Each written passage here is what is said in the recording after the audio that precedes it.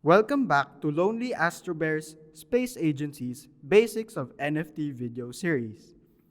Previously, we talked about the basic definition of NFT, and now, moving forward, we'll talk about where and how you can create it.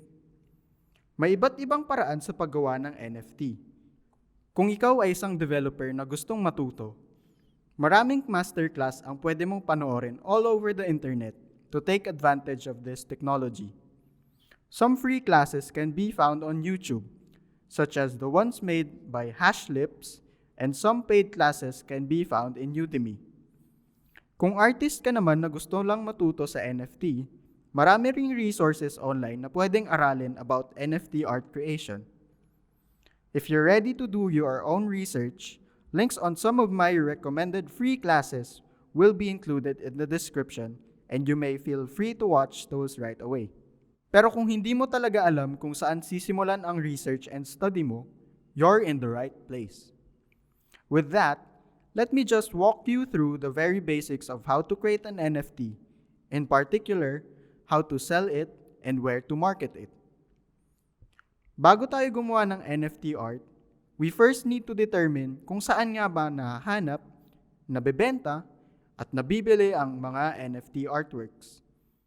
May iba't ibang klaseng marketplaces for this tulad ng OpenSea, Rarible, Foundation, as well as Binance, one of the newcomers sa listahan ng markets. In this case, we will be using OpenSea. How to create an OpenSea account? To create an OpenSea account, first, let's go to OpenSea.io. Makikita mo sa top right side of your screen if you're on PC. And if on mobile, makikita mo ito agad, still on the right side.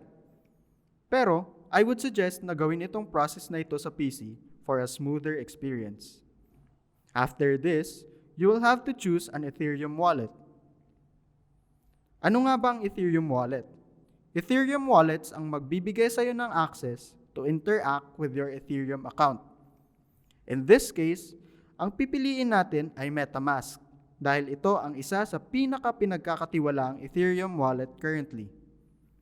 Para makagawa ng MetaMask account, kailangan mo munang mag-install sa browser of choice mo ng MetaMask extension. Kung nasa phone ka naman, pwede mong i-install ang MetaMask via the App Store or Play Store.